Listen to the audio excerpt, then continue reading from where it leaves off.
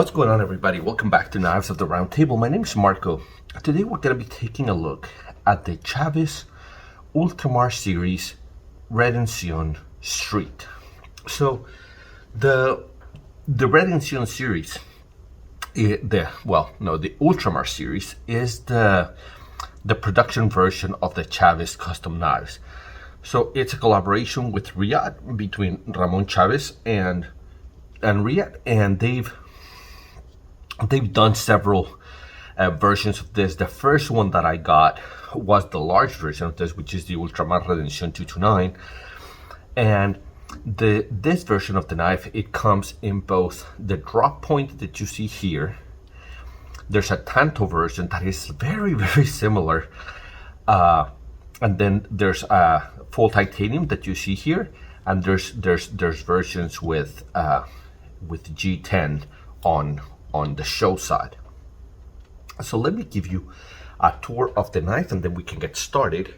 What we have here, so again, as I said, this is the drop point version of the knife. So what you have here is a little bit of a drop point with a swedge. It's a compound grind that is beautifully done, like Riyadh usually makes these compounds. You got very, very heavy jimping.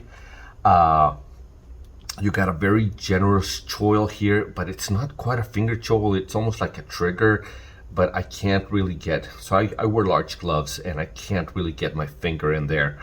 So this is, like I said, the full titanium version. So you got two slabs of titanium that have not been milled. There's no milling inside of here. And then on the back, the all controversial Chaves pocket clip of the skull. Now this one's done a little bit different from the 229, and I'll show you those differences. You do have an over travel stop and a lock bar insert on this knife. It is a thumb stud deployment only. There's no flipper tab, there's no holes, so it is deployment by thumb stud only. So let me give you some size comparisons, because this is kind of my ideal size Chaves for my uses. So let me show you here. This is the PM2, and this right here is the PM3. So what you have is a blade length of very close to the PM2, but as you see, the overall length, it's probably closer to the neighborhood of the PM3. So really nice blade to handle ratio, really nice, a really nice size. Anybody that knows me knows that 3 1/4 inches is kind of my ideal size, and if I show you here, this is right exactly at 3 1/4 inches. So what you have here is something that is very similar in the same neighborhood as that's the bug out, this is the mini bug out, but it's very similar in size to the full size bug out, at least lengthwise. You can see here. Now, thickness wise, this one is a chunky boy. It is much thicker. Scales are much thicker, blade is much thicker, and I'll show you the blade stock here compared to the PM2. So it has a much thicker blade stock than the PM2. So I'm going to line them up with my finger down here, and you can see it is much thicker. So it's kind of a thick boy. Okay. Now another size comparison that I'm going to do here is against the first one that I had, which is the original Chaves Redencion, the 229. Okay, so this is the Redencion Street, this is the original Redencion. And what you see is a damn near identical design lines, right? They're designed by the same guy.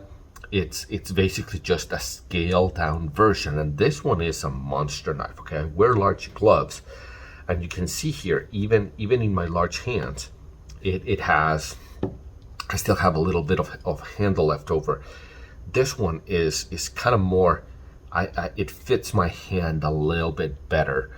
Uh, Obviously, this is just a much bigger version of the knife, even in thickness. Okay, so all of it is just a more massive knife on the 229. So that's what you have.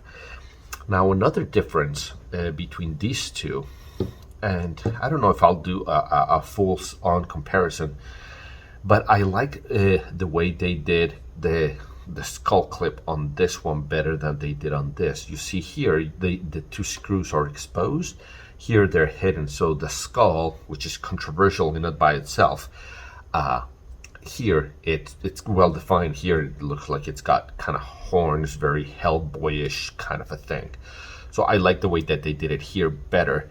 But on the Redencion Street, one thing that they did is, after many years of the controversial clip, Ramon Chaves finally decided to include a regular pocket clip for the knife.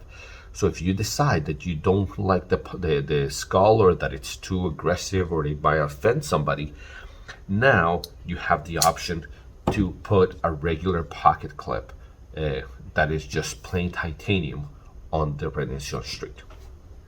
So size comparisons out of the way, let me jump into the review, and let's start with ergonomics. And the ergonomics on this are actually fairly decent for a knife that looks like this. That is very squarish. It's flat along this face right here. With the corners, it's actually fairly comfortable in the hand. In my large hands, it is a little bit of a hot spot in this corner right here. Okay, if I show you right here, that corner digs into my palm, especially in a saber grip. A little bit less on a hammer grip, but especially in a saber grip. It's one of the things that this one has the advantage, because this one, the corner is beyond my palm, so that one never digs in.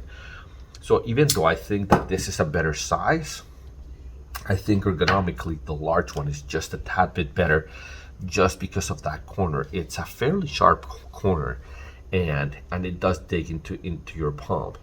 Now the jimping is fairly aggressive, and I think it might be a little bit better if you're wearing gloves. So the ergonomics are decent without being outstanding, and I think that the 229, the original, the larger version of the knife, is just a tad bit better. The pocket clip is not in the way. You don't really feel it. It's flat. It has rounded corners, so it's not really a hot spot. I think that the biggest hot spot, at least for me, is what this corner does into my hand, as I said.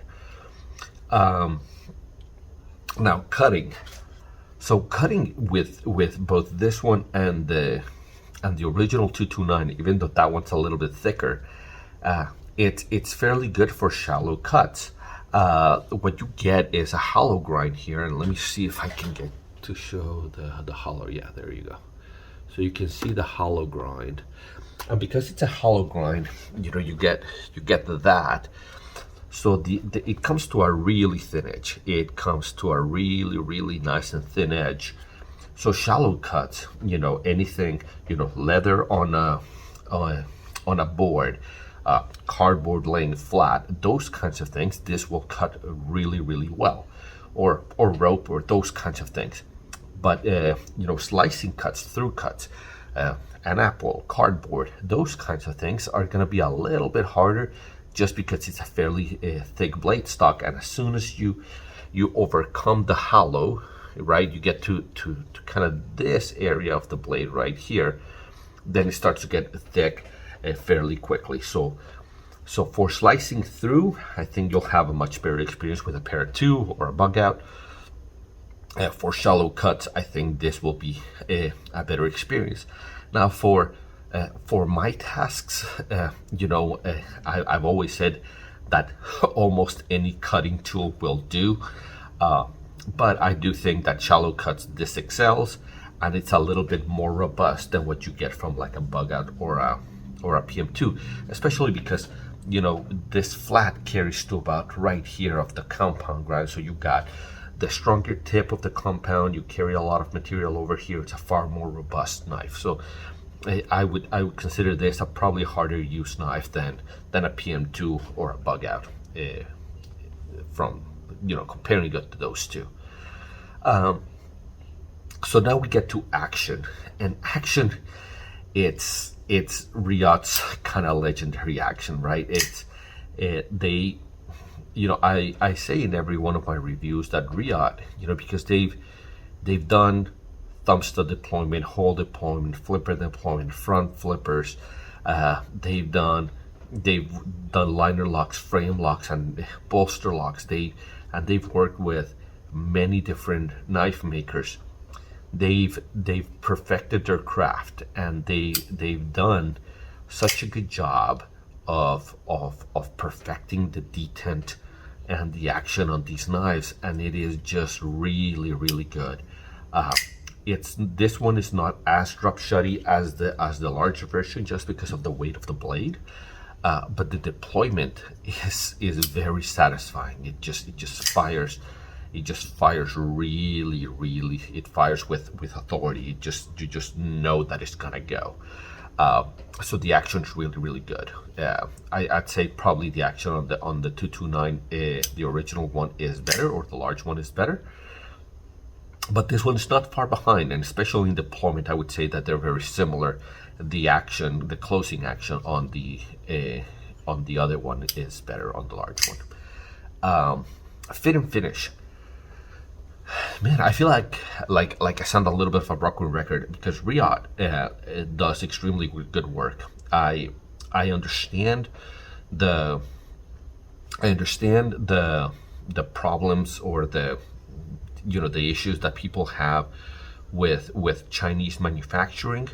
I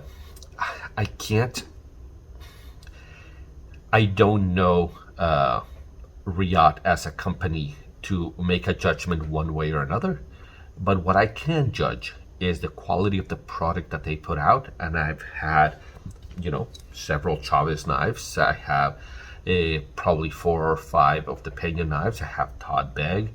I have a number of knives that they have made, and they put out outstanding quality, and that's what I can speak to intelligently. I can't speak to their business practices. I don't know them personally, but I can tell you that the fit and finish on this is outstanding, and it's the case that I've had with most of the Riyadh manufactured knives. Now, airing of grievances.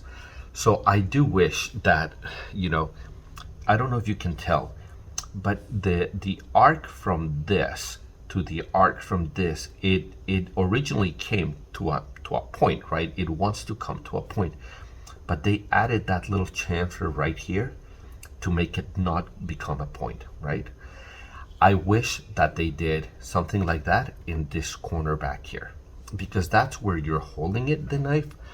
So I think this corner really should be something like that, where you get a 45-degree bevel right here, and shave just that corner, and make it so that it's a little bit.